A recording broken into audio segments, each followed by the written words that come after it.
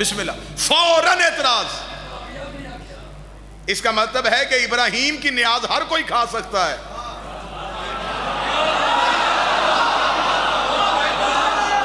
بسم اللہ سرکار یا لہذا میری اہل سنت اگر میرے کو بھائی تشریف فرمائے، میری اس سے گزارش ہے جیسے ابراہیم کے بیٹے کی یاد بنائی ویسے ہی رسول کے بیٹے کی یاد بناؤ۔ تم ماتم نہیں کر سکتے، ماتم نہ کرو، ذکر میں آؤ۔ اعتراض ہم پہ یہ ہو جاتا جی ہم مجلس میں آنے کے لیے تیار تھے لیکن کروانے والے شیعہ تھے۔ میں شیعہ قوم کا سب سے چھوٹا ذاکر ہو کے اتنے بڑے ملک کے اجتماع میں اعلان کر کے ویڈیو کیمرے کی موجودگی میں کہہ رہا ہوں، اگر تم شیعوں کی وجہ سے مجلسوں میں نہیں آتے، تم اپنی مسجدوں میں حسین کا ذکر کرواؤ، ہم آتے۔ تم کرواؤ، ہم آتے۔ ہمیں کسی مذہب سے کوئی نفرت نہیں، تم اپنی مسجدوں میں حسین کا ذکر رکھو، ہم آئیں گے۔ یہ بار بار ہم آپ کو بلاتے ہیں، کس لیے بلاتے ہیں؟ شیعہ کرنے کے لیے نہیں، حسین نہیں کرنے کے لیے۔ دین حضرت ابراہیم کے تو میں بات حضرت ابراہیم کی کر دیتا ہوں۔ قرآن کہتا ہے جب حضرت ابراہیم کو آگ میں پھینکا جا رہا تھا، ایک چھوٹا سا پرندہ اپنے منہ میں پانی کا قطرہ لے کے اس آگ کے اوپر جا رہا تھا۔ باقی پرندوں رستہ رو کے پوچھا کہاں جا رہا ہے؟ اس نے کہا وہ جو سامنے آگ لگی ہے اسے بجھانے جا رہا ہوں۔ پرندوں نے دیکھا تجھے اپنی حیثیت اپنی اوقات یاد نہیں ہے، وہ میلوں کی لگی ہوئی آگ ہے، سالوں کی اکٹھی کی ہوئی جنگل کی لکڑی ہے، تیرے قطرے سے بجھ جائے گی۔ اس نے کہا پتہ مجھے بھی ہے، بجھنی کوئی نہیں، جانا میں نے پھر بھی آگ کے اوپر ہے۔ انہوں نے کہا تو چل جائے گا؟ اس نے کہا چلتا ہوں، چل جاؤں، مرتا ہوں، مر جاؤں، جانا میں نے آگ کے اوپر ہے۔ پرندے نے جواب دیا، آیتات بھی قرآن میں موجود ہے، پرندے نے جواب دے کے ہمارے عقیدے مضبوط کر دیے۔ اس نے کہا کم از کم اس قطرے کو آگ میں پھینک کے اللہ کو گواہ بنا لوں گا کہ میرا تعلق ابراہیم سے تھا، نمرودیوں سے نہیں تھا۔ ذکر حسین میں آیا کر تاکہ اللہ کو گواہ بنائے تیرا تعلق حسین سے تھا، یزیدیوں سے نہیں تھا۔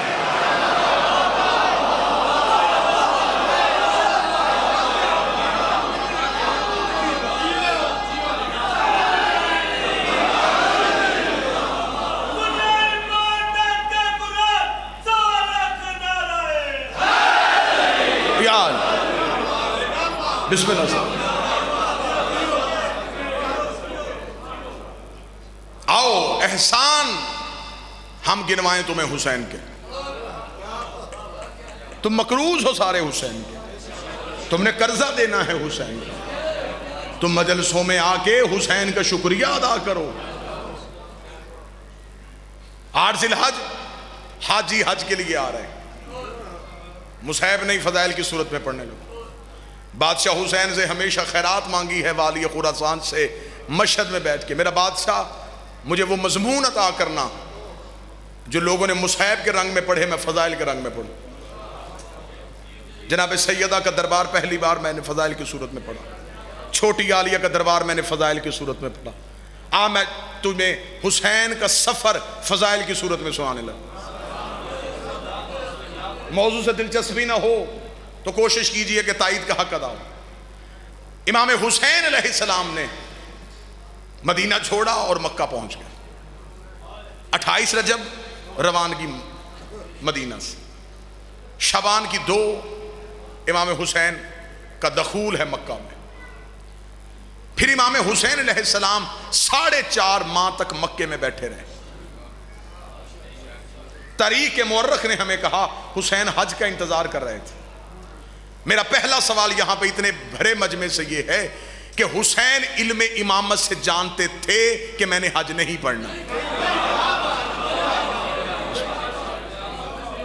کربلا سانحہ نہیں، کربلا حادثہ نہیں، کربلا ایک راز تھا جو پہلے طے ہو چکا تھا، اور حسین نے نبیوں کی روحوں میں سے کھڑے ہو کے اسے قبول کیا تھا۔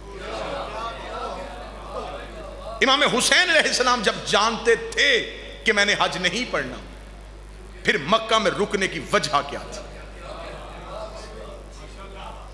ہم ذاکر ہیں امام حسین کے سب سے چھوٹے، ہم کسی مجلس میں جا رہے ہیں، بابا تنویر شاہ جی رستے سے فون آ جائے کہ آخری ذاکر پڑھ رہا ہے، ہم ٹائم کا اندازہ لگائیں کہ ہمارے پہنچنے تک مجلس ختم ہو جائے گی۔ ہم وہ سفر نہیں کرتے کہ جس مقصد کے لیے جا رہے ہیں جب وہ مقصد ہی نہیں ہوگا پھر جانے کا فائدہ۔ اس کا مطلب ہے کہ مجھ جیسا کم علم بغیر مقصد کے سفر نہیں کرتا۔ بات آپ نے پھر سر سے گزاری، میں پھر جملہ دہرانے لگا۔ مجھ جیسا کم علم بغیر غرض کے بغیر مقصد کے سفر نہیں کرتا۔ امام حسین جب جانتے تھے کہ حج نہیں پڑھا جائے گا، پھر مکہ میں رکنے کی وجوہات کیا تھی؟ بسم اللہ سرکار، میں وہ وجہ پڑھنا چاہتا ہوں، اہداف پڑھنا چاہتا ہوں، مقصد حسین پڑھنا چاہتا ہوں، قیام حسینی کے مقاصد پڑھنا چاہتا ہوں۔ امام حسین علیہ السلام بابا جی مکہ میں بیٹھے، وجہ کیا تھی؟ اتنا کمزور کر دیا گیا تھا امامت کے عہدے کو، اتنا کمزور کر دیا گیا تھا کہ امت یہ سمجھتی تھی کہ اگر دین میں حجت نہ بھی ہو تو دین چل سکتا ہے۔ انہوں نے خلافت امامت کے علاوہ دے کے انہوں نے کہہ دیا اگر خلیفہ امام کے بغیر بن سکتا ہے تو دین بھی امام کے بغیر چل سکتا ہے۔ اتنا دنیا حجت کہ اطاعت سے محروم ہو گئی تھی کہ مولا علی کو 19 رمضان کو کوفے کی مسجد میں ضرب لگی اور لوگ یہ سوال کر رہے تھے کہ علی مسجد میں کیوں گئے تھے؟ کیا علی نماز پڑھتے تھے؟ اتنا امت کو دور کر دیا گیا تھا امامت سے۔ یہ تمہید ذہن میں رکھیے گا تاکہ میں اہداف حسین پڑھ سکوں۔ امام حسین مکہ بیٹھ گئے تاکہ امام حسین بتائیں کہ امامت میں کتنا اختیار ہے۔ اور یہ بھی میری قوم کے نوجوان یاد رکھیے گا، جو امام حسین مکہ میں بیٹھے، کہیں خیمے لگا کے، کہیں کیمپ لگا کے، کہیں کرائے کے گھر لے کے، کسی مسلمان کے مہمان بن کے نہیں، جتنی دیر مکہ رہے اپنی نانی خدیجہ کے محل میں رہے۔ مکہ میں لوگوں کے کچے گھر تھے، بی بی کا محل تھا، حسین نے جا کے وارث بن کے دروازہ کھولا۔ اگلی سطر پہ ہر بندہ نہیں بولے گا، وارث بن کے دروازہ کھول کے حسین نے مکہ میں اعلان کروایا جو کوئی خدیجہ جیسی سخاوت دیکھنا چاہتا ہو آئے اسی بی بی کا بیٹا اسی گھر میں موجود۔ 1057 خطبے تاریخ عرب نے لکھے جو امام حسین نے مکہ موجودگی میں دیے۔ اب انتظار کر رہے تھے امام حسین حج کا کہ حج میں لوگ پوری دنیا سے اکٹھے ہوں گے۔ یاد رکھیے گا وہ دور میڈیا نہیں، ایک خبر دوسرے کونے تک پہنچنے کے لیے سالوں درکار تھے۔ یعنی کہ واقعہ کربلا 3-4 سال بعد لوگوں کو پتا چلا کہ امام حسین شہید کر دیے گئے۔ اب امام حسین انتظار کر رہے تھے کہ حج کے دنوں میں ہر ملک کے مسلمان آئیں گے، بلکہ صرف مسلمان ہی نہیں، عرب کی سب سے بڑی تجارتی منڈی حج کے دنوں میں لگتی تھی۔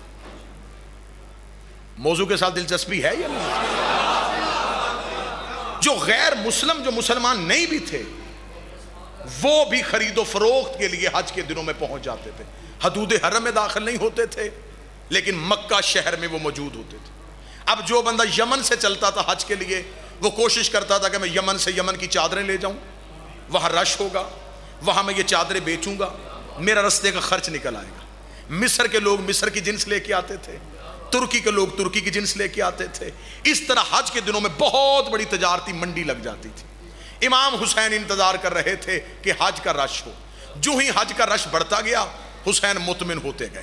جب مکمل حج کا رش بڑھ گیا، اب حسین ابن علی کتابیں کہتی ہے، تاریخ عرب سے پڑھو، انوار النعمانیہ سے، امام حسین علیہ السلام مکہ میں اپنی نانی کے گھر سے نکلتے ہیں، پیچھے امام حسین کا لشکر ہے، امام حسین نے احرام کو باندھا ہوا ہے، امام حسین لبیک اللہم لبیک کہتے ہوئے کعبہ کی طرف آ رہے تھے۔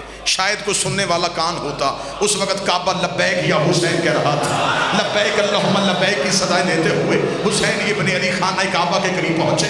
امام حسین نے طواف شروع کیا، امام حسین طواف کرتے ہوئے اپنے آخری چکر کے قریب پہنچے، یا حسین نے اشارہ کیا، عباس ابن علی ابو الفضل عباس حسین کے دائیں کاندھے کے قریب آ گئے۔ حسین نے عباس کے کاندھے پہ ہاتھ رکھ کے کہا، عباس میرے لشکر کو بتا دو اگلا طواف ہم عمرے کی نیت سے کریں گے اور یہی ہم اپنے احراموں کو کھول دیں گے۔ عباس نے ایک بار بھی نہیں پوچھا کہ مولا حج کیوں نہیں پڑھنا، ہم تو حج پڑھنے آئے تھے، کیونکہ عباس جانتے تھے کہ کعبے کے چکر لگانے کو حج نہیں کہتے، حسین کی اطاعت کو حج کہتے ہیں۔ عباس ابن علی نے حسین کے سارے لشکر کو بتا دیا کہ حسین مالک کہہ رہے ہیں اگلا طواف عمرے کی نیت سے ہوگا۔ ادھر حسین نے اگلا طواف کیا، حسین نے اپنے احرام کو کھولا، حسین کا احرام کو کھولنا تھا۔ مسلمانوں کے اجتماع نے حج کے رش سے حسین کو نکلتے سے دیکھا, لوگوں نے ایک دوسرے سے کہا وہ دیکھو حسین تو جا رہے ہیں, وہ دیکھو فرزند رسول تو جا رہا ہے, وہ دیکھو حسین تو جا رہے ہیں. ادھر حسین حدود کعبہ سے نکلے, حسین کے نوکر نے حسین کا رہوار آگے کیا, حسین رہوار کی زین پہ آئے, حسین کا گھوڑا چلنا شروع ہوا, مسلمانوں کا رش پیچھے پیچھے چلا. حسین چلتے چلتے اس مقام پہ چلے گئے جہاں پہ نبی نے غدیر کے چوک پہ پلانوں کا منبر بنا کے علی کی ولایت کا اعلان کیا تھا. اسی جگہ پہ کھڑے ہو گئے, حسین اپنے مرتجز پہ کھڑے ہوئے. حسین نے کہا تم حج کیوں نہیں پڑھے, میرے پیچھے کیوں آ رہے ہو؟ انہوں نے کہا حسین ہم تم سے پوچھنے جا رہے ہیں کہ آپ کہاں جا رہے ہیں. حسین نے کہا تم پڑھو حج, میں دین کی خاطر جا رہا ہوں, میں دین کی خاطر جا رہا ہوں. رکھ مولوی کے سر پہ قرآن. حسین نے حج سے نکل کے دنیا کو بتا دیا کہ جس عبادت سے حسین نکل جائے پیچھے سوائے یزیدیت کے رہتا ہی کچھ.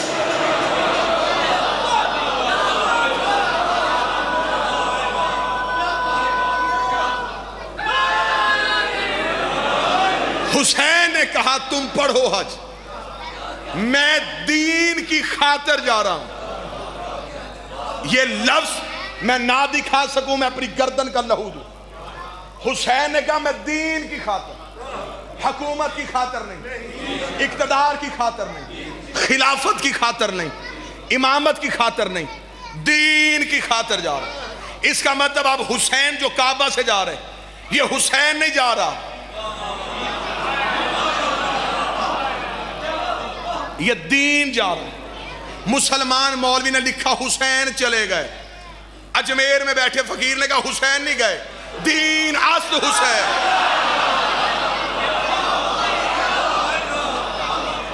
وہ جو چلا گیا وہ حسین نہیں تھا, وہ دین تھا.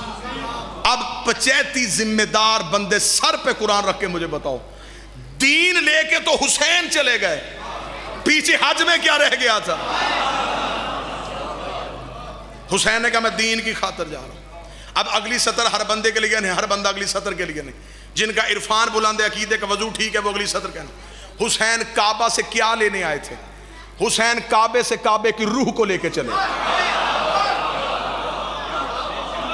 نہیں سطر تم نے بے نیازی کیا, جو مات میں عددار بیٹھے, جو کسی فقیر کے قدموں بیٹھے, ان کے لیے پھر جملہ کہتا ہوں. بات پڑھی ہے.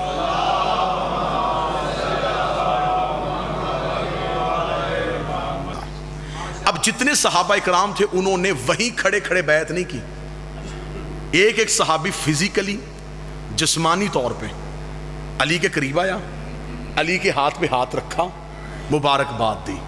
اگر میں تاریخ کا طالب علم ہو کے اتنے مجمع کو ساتھ ملا کے ہم اس کا نتیجہ نکالیں, کیونکہ ہر بات تاریخ نے نہیں بتانی, تو جو آپ میری طرف کریں گے تو سرکار لطف ہے. ہر بات ہمیں تاریخ نے نہیں بتانی, کچھ چیزیں ہمیں تاریخ سے نتیجے خود اخذ کرنے. ہمارا کام ہے تاریخ سے خود نتیجے برآمد کرنا.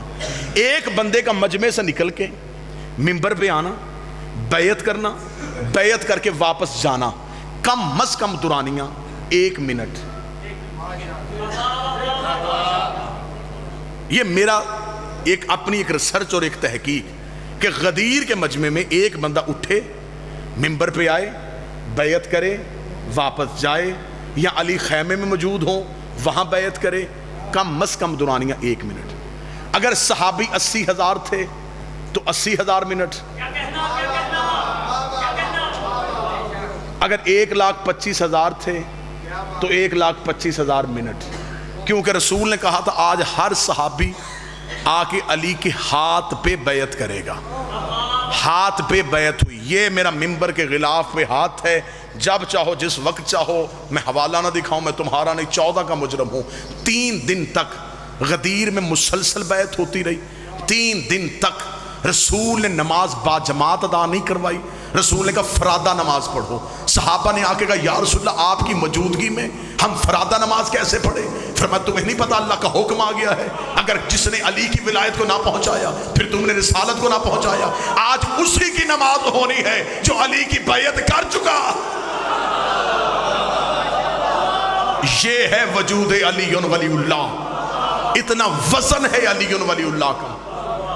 اقرار نہ کرو تو نماز نہیں. شیعہ ہو علی ولی اللہ پڑھتے ہو، 4 چیزیں نہ چھوڑنا، علی ولی اللہ نہ چھوڑنا، حسین کا ماتم نہ چھوڑنا، سید کی توہین نہ کرنا، اور بطول کے دشمن کی عزت نہ کرنا۔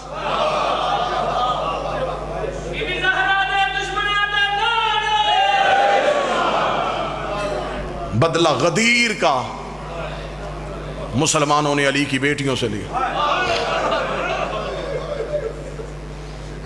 جن ہاتھوں نے بیعت کی تھی انہی کی نسلوں کے ہاتھوں میں پتھر تھے،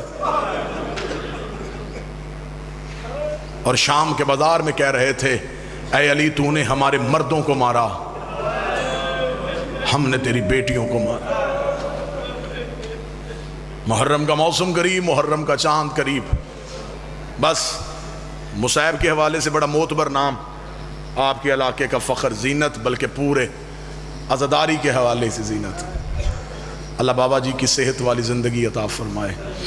بڑا بہترین مصائب آپ کو سنائیں گے، صرف ایک سطر پڑھ دیتا ہوں۔ سادات و غیر سادات، میری ممبر سے روتی ہوئی آنکھوں سے دعا ہے، میرا اللہ محرم قریب ہے، اگر ہم میں سے کسی کے زندگی کے دن ختم ہو رہے ہیں، تجھے حسین کے اجڑنے کا واسطہ ہمارے زندگی کے دن اتنے بڑھا دے ہم غریب کے جنازے میں جا سکیں۔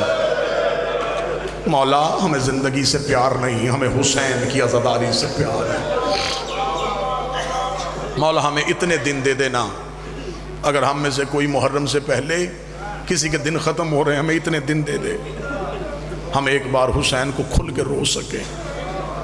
یہ واحد قوم ہے جو رونے کی اجازت مانگتی ہے، جو رونے کے لیے لوگوں کی منتیں کرتی ہے، ہمیں رونے دو۔ تمہیں خبر ہی نہیں کہ ہمیں حسین کی عزاداری سے عشق کتنا ہے۔ بس یہی واقعہ ایک بتا کے، حسین شورشی عراق کے بہت مشہور عالم دین تھے، امام حسین کے حرم میں دروس دیا کرتے تھے، عزاداری کے حوالے سے بہت سی خدمات تھی ان کی۔ انہوں نے کتاب لکھی عربی میں بحور الغمہ، اس میں ایک واقعہ انہوں نے درج کیا، وہ واقعہ سناؤں اور آپ سے اجازت لوں۔ عزاداری کی اہمیت کیا ہے، حسین کا عزادار سے پیار کتنا ہے۔ وہ کہتے ہیں مصر کا رہنے والا شیعہ تھا، اپنے گھر میں ہر سال حسین مولا کی مجلس کرواتا تھا، نیاز کا اہتمام کرتا تھا، عزاداروں کو وہاں شرکت کی دعوت دیتا تھا۔ ایک سال کاروبار تباہ ہو گیا، مقروض ہو گیا، گھر کے برتن بھی بک گئے، اور محرم کا چاند طلوع ہو گیا۔ چھت پہ کھڑے ہو کے اس نے محرم کے چاند کو دیکھا، دیکھ کے اس نے رو کے کہا کاش تو میری زندگی میں طلوع نہ ہوتا، تیرے آنے سے پہلے میں چلا گیا ہوتا، تیرے طلوع ہونے سے پہلے میں مر گیا ہوتا، تو طلوع بھی ہو گیا ہے، میرے گھر میں اندھیرا ہے، میرے گھر میں عزاداری کا اہتمام کوئی نہیں ہے۔ یہ چاند سے گلے کر رہا تھا، یا اس کی زوجہ نے اس کے آکے کاندھے پہ ہاتھ رکھا، ہاتھ رکھ کے کہتے گلا نہ کر، جب مشکل ہو تو قیمتی چیز بیچ دیتے ہیں۔ اتنا نہ مانا تھا، اس نے پیچھے مڑ کے دیکھا، مڑ کے کہنے لگا آخر تو عورت نکلی، تو نے گھر میں کوئی قیمتی زیور بچا کے رکھا، مجھے پہلے کیوں نہیں بتایا؟ تو مجھے پہلے بتا دیتی، میں غریب کی عزاداری کا اہتمام کرتا۔ مومنہ نے اس کا ہاتھ پکڑا، وہاں لے گئی جہاں 2 بیٹے سو رہے تھے۔ بس میں نے واقعہ پڑھنا، مصعب نہیں میں نے پڑھنا، اسی پہ میں آپ سے اجازت لوں گا۔ وہاں لے کے آئے جہاں بیٹے سو رہے تھے، وہاں آ کے اس کے کل کائنات میں صرف 2 بیٹے تھے۔ زوجہ آ کے بیٹوں کے سرہانے کھڑی ہو گئی، شوہر نے بیوی کا چہرہ دیکھا، کہتا کیا کہنا چاہتی ہے؟ ہاتھ جوڑ کے کہتی ہے معاف کرنا، میرے گھر میں ان سے قیمتی چیز کوئی نہیں ہے۔ وہ کہتا کیا مطلب تیرا؟ پاؤں پہ بیٹھ گئی، وہ کہتی ماں میں ہوں نا، اولاد سے زیادہ پیار ماں کو ہوتا ہے نا، میں منت کرتی ہوں اسے غلاموں کے بازار میں جا کے بیچ دے، جو قیمت ملے حسین کی عزاداری پہ خرچ کر دینا۔ دیکھنے کا بیٹے بیچ دوں؟ ماں نے یوں ہاں اٹھا کے دیکھا، کہتی اکبر سے پیارے ہیں، اون و محمد سے پیارے ہیں، مسلم کی جوڑی سے پیارے ہیں، تو مجھے صرف اتنا بتا ہم نے کس سے لیے تھے؟ کہتا حسین ابن علی سے۔ کہتی چاند کس کا ہے؟ حسین ابن علی، جس سے لیے تھے اس کے نام پہ دے دے۔ کیسی ماں تھی، اس نے سوئے ہوئے لال اٹھائے، بچے اٹھے، ماں نے ہاتھوں سے تیار کیے، ماتھا چوم کے کہتی ہے جہاں بھی جاؤ کوئی پوچھے کس کے بیٹے ہو، باپ کا نام نہ بتانا، ماں کا نام نہ بتانا، کہہ دینا حسین کا صدقہ ہے، میرا لال گلا نہ کرنا، ہم کیا کریں، ہمیں حسین کی عزاداری سے بڑی محبت ہے۔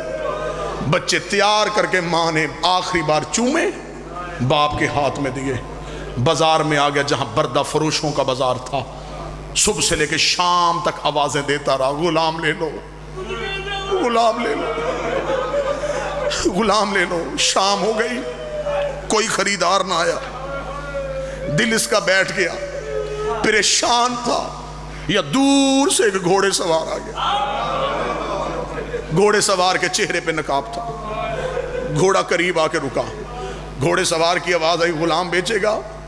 ہاں بیچنے آیا ہوں۔ کیا قیمت ہے؟ قیمت کا نام آنا، سر سے لے کے پاؤں تک تڑپ گیا، رو کے کہتا کوئی کائنات بھی دیتا میں بال بھی توڑ کے نہ دیتا، میری مجبوری بن گئی ہے، میرے حسین کی عزاداری کا اہتمام کرنا ہے، مجھے صرف اتنی قیمت دے دے 10 دن میرے گھر میں غریب کی عزاداری ہو سکے۔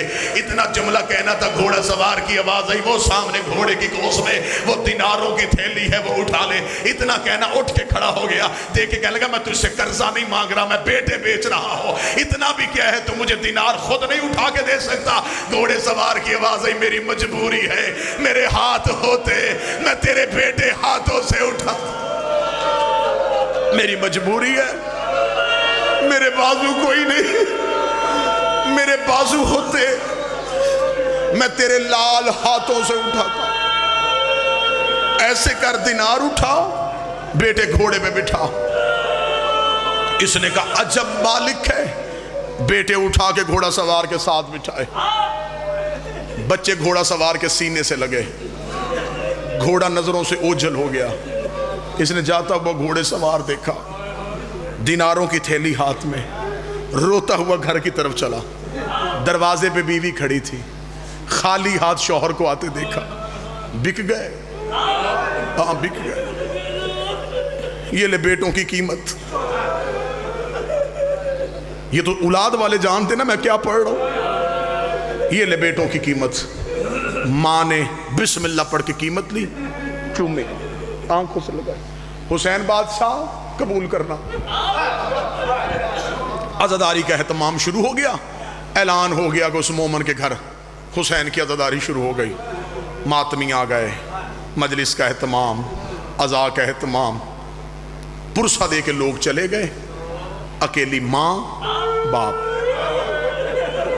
کبھی ماں بیٹوں کے بستر دیکھتی، کبھی باپ بچوں کے لباس دیکھتا، ماں بھی چھت کو دیکھ رہی ہے، باپ بھی چھت کو دیکھ رہا ہے۔ تھوڑی دیر کے بعد باپ کی آواز آئی، میں نے کہا تھا نا کہ تو روئے گی، کہتی نا 10 دن ہم نے بیٹوں کو نہیں رونا، ہم نے اکبر کو رونا ہے، ہم نے اصغر کو رونا ہے، مجھے صرف اتنا بتا کس کے ہاتھ بیچے؟ کہتا پتہ نہیں، کوئی گھوڑے سوار تھا اس کے بازو نہیں تھے، وہ لے کے چلا گیا، کوئی بات نہیں کی۔ ابھی یہ ماں پوچھ رہی تھی، یا دروازے پہ دستک ہو گئی، بس آخری سطر پڑھوں گا اور میں منبر چھوڑنے لگا ہوں۔ اب کوئی عزادار بیٹھا ہو تو اسی جملے پہ پرسہ دے دینا، جس کی آنکھوں کی فرات برسنے کے لیے ترس رہی ہے۔ دروازے پہ دستک ہوئی، بیوی دوڑ کے گئی، اس نے دروازہ کھولا، ایک کالے برقعے والی بیوی ہے جس کے دونوں ہاتھوں میں بچے ہیں، دروازے پہ کھڑی ہے۔ اس نے بیوی کو دیکھا، قدموں پہ گر گئی، رو کے کہتی بیوی اگر ان سے کوئی غلطی ہو گئی میں معافی مانگتی ہوں، انہیں نوکری کرنے کا طریقہ نہیں آتا، یہ پہلی بار کسی کے گھر غلامی کے لیے گئے تھے۔ اتنا جملہ کہنا، بیوی کی آواز آئی ہم بیٹے دیتے ہیں لیتے نہیں ہے۔ رو کے کہتی تو جو دروازے پہ بیٹے واپس کرنے ہی کون ہے؟ رو کے کہتی تو بیٹے بیچ کے کیا کر رہی ہے؟ کہتی حسین کی عزاداری۔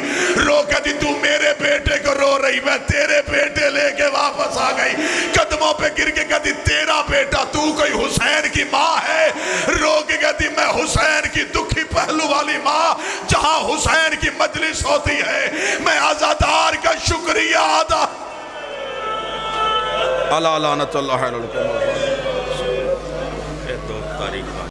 جناب سید زاگم عباس آفٹر بابوٹے شاہ انعام فورن عباس، سید اللہ کریم جناب سید وسیم عباس آف میاں والی، اور ذاکر اہل بیت جناب علی رضا آف بکھر، اور انعام فورن عباس جناب شہر آل عمران شوکت اللہ شوکت آہ ملتان